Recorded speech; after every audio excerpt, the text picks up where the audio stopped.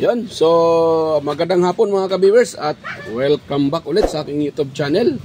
So ito, speaker na naman yung ating i-repair at yan, kakatapos lang ng ulan. So kahit may ulan, repair pa rin tayo. So yan mga ka-viewers, pakita ko sa inyo, ano, basang-basa sa labas. Kakatapos na ng ulan mga ka-viewers. Yun, so dito tayo mga ka-viewers sa pagre-repair na itong speaker na to. So yan, share ko lang sa inyo mga kabisa na itong speaker na pala ito na ay ni-repair ko ito nung nakaraang taon. So hindi ko pa nakalimutan. December 17 ni-repair ko itong mga kabiwers. So ang problema nito nung unang repair ko ay sinisinok, parang ginaganon ba? Parang gumaganon. Yan, sinisinok siya. Hindi kasi po, hindi tuloy-tuloy yung kanyang sounds dahil pag ino-open, pag ginaganon, oh, yan, marinig mo lang ay, parang gumaganon. Parang gumaganon ba? Sinisinok, tawag dyan. So, yan. So, kaya, ang ginagawa ko dito ay, ito. Nagdagdag ako ng isang kapasitor. Bali, ano ata yun? I-open mo natin mga kabirsa. Ito. So, nga pala, mamaya na. So nagdagdag ako dito ng kapasitor. Pakita ko sa inyo mamaya kung ano yung dinagdag ko dito para mawala yung sinok. So yan. So ngayon, pagkalipas ng malapit na rin isang taon dahil yung ngayong December, mag-isang taon na rin to mga ka-viewers. So dahil ngayon, pinapa-repair dahil ito daw, oh. Yan oh. Tuklap yung saan mag-charge yung pinaka-charging port. So pag ganito, madali lang naman to pag mayroon kang pyesa. So madali lang to mga ka-viewers. So sa totoo lang, mayroon pa tong power, ano? Yan. Ang problema, hindi na nila ma-charge ito dahil yun nga dito wala na siyang saksakan or yung pinaka charging port natanggal. So kaya yun, ito po ang ating hanapan ng paraan. So yan mga ka-viewers, so bago pala tayo dito mag-start sa pagre-repair or sa pag-share ko sa inyo ng kunting tips or kaalaman. So sa mga sa mga bago pa lang dito sa aking channel, so huwag niyo pong kalimutang mag-subscribe at pindutin yung notification bell at ilagay sa all para ma-notify kayo kaagad sa aking mga upcoming videos. At huwag niyo rin kalimutang i-share mga ka-viewers yung ating video at i-like. Yan. Yan mga ka-viewers, so start tayo dito. So ito, i-open natin itong apat na screw. Limang screw. Yan. So ang brand pala nito ay Linkbits. Yan o. Linkbits na, yan o, Linkbits, hindi yung kita-kita ba? Yan, na tatlong speaker. Balit, ang tawag dito ay tower Bluetooth speaker. Ano kung ang tawag sa iba nito? Pero tawag ko dito ay tower speaker dahil tatlong speaker, oh. Ano, tatlo yan. So, yan. So, ngayon natin itong i-open mga ka-viewers. Itong kanya mga screw. Yan. Sa totoo lang, madali lang naman itong i-repair kung alam nyo lang talaga ang pag-repair. So, ang kailangan lang dito, pag ganito na natanggal yung pinaka-charging port, kailangan nyo lang i-trace yung kanyang BCC, yung pinaka-positive supply, positive input at saka negative input mga viewers. Kung saan yung kanyang negative, positive. Yan. Yan lang po yung kailangan. Kasi pag ito po ay nagkamali tayo sa paglagay niyan, so maaaring masira ito at hindi na mag-charge. So kailangan tama yung ating gagawin. Yun, so tanggal na. Ito ko ilagay yung screw. So dito tayo sa pagre-repair nito. So ayan o. Ayan o. Ito yung nilagay ko ng kapasitor o noong nakaraang taon. Yan. Ayan o. Ito lang yung nilagay ko ng kapasitor na ano yan, natanggal pa nga yung nilagay ko na natanggal siguro sa vibration. So 3,300 microfarad lang at 25 volts. So yan po ang nilagay ko para mawala yung sinok. Yan, kung baka may magtanong kung paano ko nilagay, dito ko lang tinatap din sa wire ng baterya, yung positive negative din. So lang kayo dyan sa positive at saka negative. Diyan yung itap yung kapasitor. Yan. Ano lang mga ka-viewers para mawala yung sinok. Ibig sabihin yan, yung baterya, mahina yung kanyang amperahe. Kaya sinisinok. Yun. So, dito tayo. Medyo madumi na. Ngayon, maghanap tayo ng area kung saan tayo maglalagay ng charging input or charging port. So kasi dito kasi ay yero. Pwede naman dito, kung saan na tuklap, pero pag dyan kasi tayo maglagay mga ka-viewers, dahil ang ginagamit nating pangdikit ay suglo, so maaaring dito kasi banda ay mag-init, dahil nandito banda yung pinaka dito, connection. So kung mag-iinit yung board at malapit sa board yung ating nilagay na charging input, so ito kasi yung nilagay ko ito na pinaka charging port. So type C din siya, type C. So pag dito natin ilagay, maaaring mag-init at malusaw yung pinaka suglo or glue stick pala, glue stick. So matanggal, matuklap uli. Kaya maghanap tayo ng ingay ng motor. Yan, so maghanap tayo ng hanap tayo ng ito ba na sa gilid. Okay, kahit saan dito, basta malayo dito sa kanyang board para hindi ito mag-init at hindi matuklap. So ganun lang kasimple. Wait lang mga ka-viewers ha. So hanap tayo ng area. Yan, try ko muna dito ha. So at kailangan ko pala itong baklasin mga ka-viewers. So hindi ko na ipakita sa inyo magbaklas nito para hindi na tayo matagalan ha. Pakita ko na sa inyo pagtapos ko ng mabaklas. So yan, stay tuned lang ulit mga ka-viewers at balikan ko lang kayo. So yun mga ka-viewers, nabaklas ko na itong pinaka board nya at the same time, so nalagyan ko na rin ng charging input or pinaka charging port nya. Ito, pakita ko sa inyo ha. Ayun yan, dyan ko nilagay mga ka-viewers yan hindi ata klaro. Yan yan yung kanyang pinaka charging port, dyan ko nilagay. Yun, so matibay yan mga ka-viewers at matibay ang pagkalagay ko dyan dahil dinamihan ko ng suglo or glue stick para glue stick. Yan, so ngayon dito tayo sa paglagay ng pinaka input nya, pinaka input ng ating output ng lagayan dito ito para sa ating connection sa sa DC or negative positive. So ngayon hanapin natin tong kanyang connection mga ka-viewers, katulad nito. Yan pakita ko sa inyo ha. Yan so dahil dyan ang ito kita ba? Hindi pala kita. Wait lang ha. Yun, hindi ata kita. So ito pala ay tinanggal ko na yung kanyang pinaka baterya dahil yan ang pinaka importante mga ka-viewers pag tayo mag-repair ng speaker. Ugaliin natin magtanggal ng baterya dahil pag yan po ay nagkamali tayo, na-short natin yung mga contact dyan, so maaaring masisira yung inyong Bluetooth speaker. Yan. So ngayon ito kita palakihan ko para makita nyo. Yon. Ito mga ka-viewers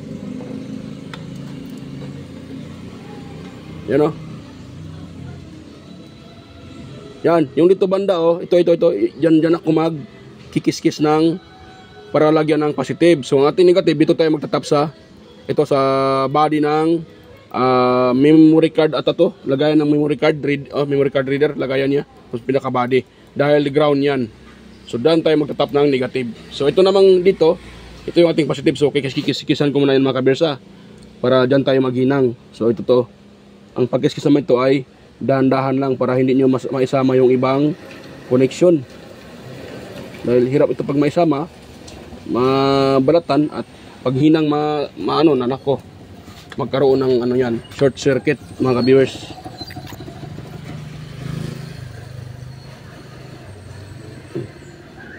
Yan. Kailangan nating balatan yan para dyan tayo maghinang mga ka-viewers, para sa ating positive connection or sa BCC natin. Yan, pwede na yan. Nakita nyo mayroon ng hinang, mayroon ng mayroon ng kiniskisan. Yan. Kita nyo? Yan po kasi ang ating positive connection dito. So dyan tayo maghinang mga ka-viewers. Yan. Ngayon, wala ako ng soldering iron at soldering lead. At ating papatakan yan ng solda.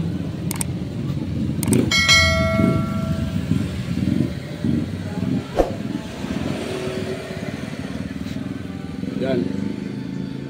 So papatakan natin yan dito kung saan tayo nagkiskis.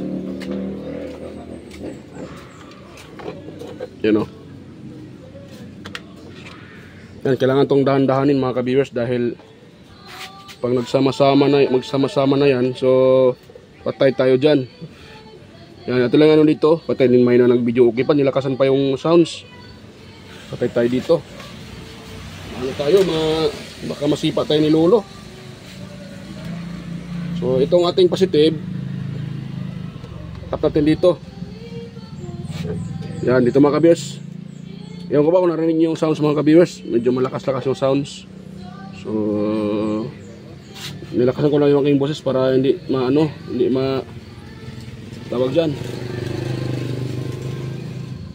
Yan. Pero parang dinig na dinig pa rin yung sounds eh. Tayo dito. Masipa tayo dito ni Lolo. Nadinig yung sounds. Yun. Tanggal ko ulit dahil nasama yung ano. Hindi maganda yung aking pagkahinang.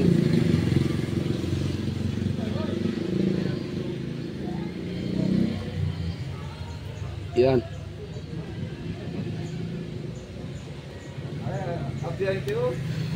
Yun. Yun.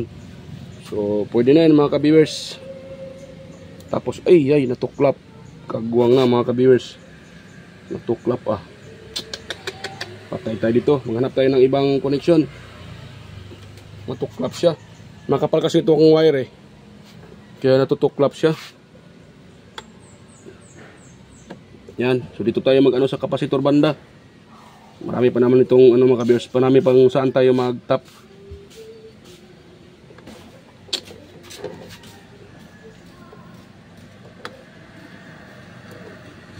Yan.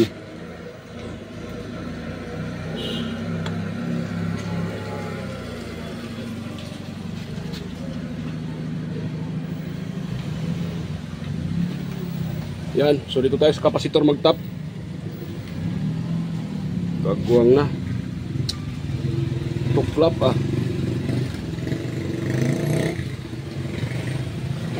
Tuklap siya mga ka-viewers. Wait lang muna. Yan.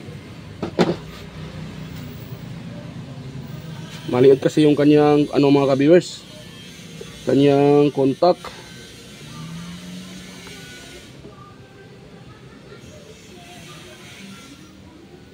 Yan, mahirap. So, soldahin natin dito. Titirahin natin kahit mahirap. Ano pa itong speaker oh, malikot pa.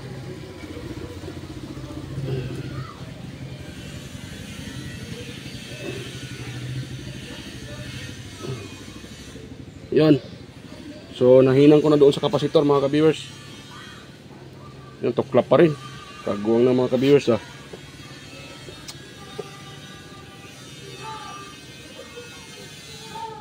Limbarok na talaga.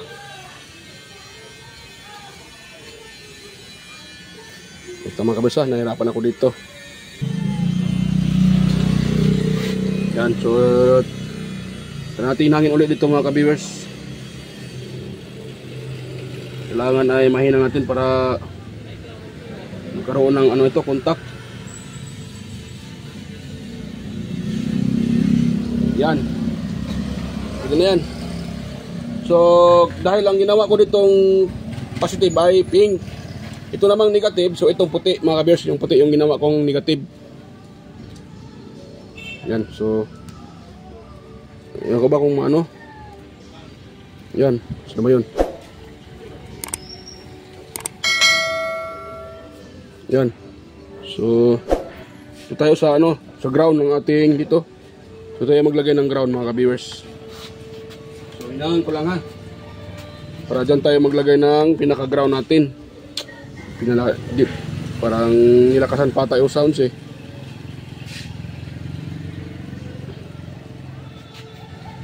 Nadinig yung sounds mga ka-viewers.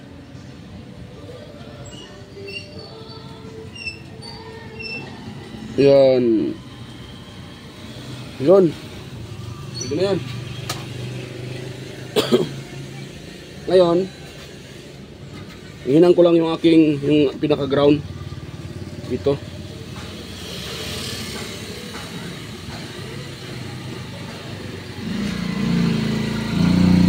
Yan. So, nahinang na. Ito mga ka-viewers. Yung pinaka-ground. So ngayon, dahil nahinang na yan, isa ulit natin yung sa mga baterya. Connection sa battery at connection doon sa yung kung ano yung tinanggal. Dalawa lang naman tinanggal ko dito sa baterya at saka yung sa pinaka ilaw, yung pinaka LED niya. Tinanggal ko para hindi ako mahirapan. Dahil pag hindi ko tatanggalin yun, mahirap siyang tawag dyan. Ito, baklasin. Ito. Tinanggal ko ito. Ito, hindi pala kita Yan.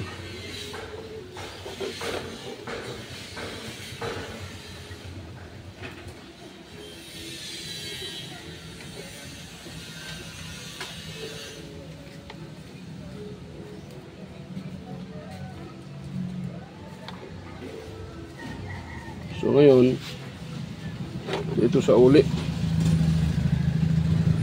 Saan na to? Ito. Yun.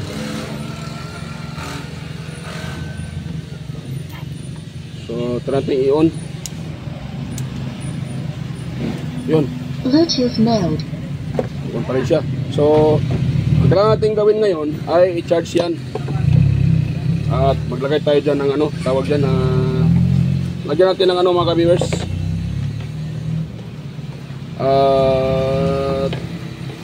Charging input yung charger, pinaka-charger nya lagyan natin dyan. Paano na ito yan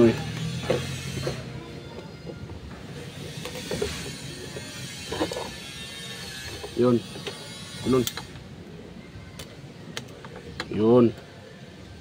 so ano ko lang isauli ko lang mga ka-viewers, hindi ko na ipakita sa inyo para hindi na mahaba video natin.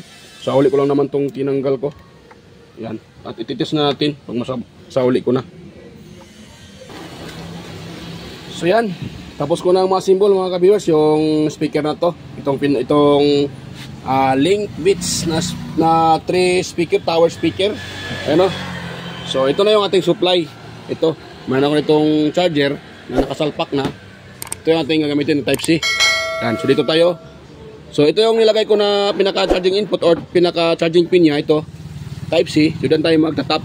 Ito, ito natin kung to-charge siya. Ayun Ayun mga ka-viewers, success yung gawa natin Yun may ilaw di ba? Nagre-red siya mga ka-viewers. So nagre-red siya. Ayan nagre-red. Yan pag ating tatanggalin yan, mawala yung kulay red. Ayun nawala di ba? Nawala yung ilaw na kulay red. Ibig sabihin, okay yung ating pagtatap. Yan, success. Ayun Yun. So ganoon lang mga ka-viewers ang repair ng speaker na natuklap yung kanyang pinaka-charging pin. So, ang kailangan talaga mayroon kayong ganito. Ito ay nabibili sa online. So, pasensya na, hindi ko na ilagay dito. Hindi ko na kuha yung ano nito, yung pinaka ano bang tawag diyan? Link niya dahil i-attach ko sana. So, next video na lang ko na lang sana siguro i-attach yung pinaka-link nito. Pero pag mag-search kayo ng ganito, ng mga charging port, maraming ganito at mura lang 'to mga ka-viewers. Search kayo ng ganito. So, dapat meron kayong ganyan. So, yan charging niya. So, yan mga ka-viewers. So, atin ito i-test. Atin siyang i-on. Dito, switch niya. Ayan Bluetooth mode. Ayan. So, try natin i-sounds sa FM. FM mode. Yan.